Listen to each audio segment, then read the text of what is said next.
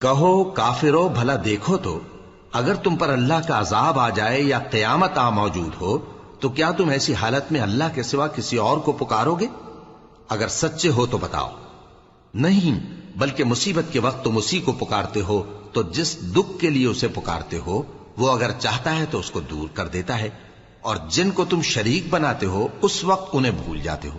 اور ہم نے تم سے پہلے بہت سی امتوں کی طرف پیغمبر بھیجے، پھر ان کی نافرمانیوں کے سبب ہم انہیں سختیوں اور تکلیفوں میں پکڑتے رہے تاکہ عاجزی کریں۔ تو جب ان پر ہمارا عذاب آتا رہا وہ کیوں نہیں عاجزی کرتے رہے، مگر ان کے تو دل ہی سخت ہو گئے تھے، اور جو کام وہ کرتے تھے شیطان ان کو ان کی نظروں میں آراستہ کر دکھاتا تھا۔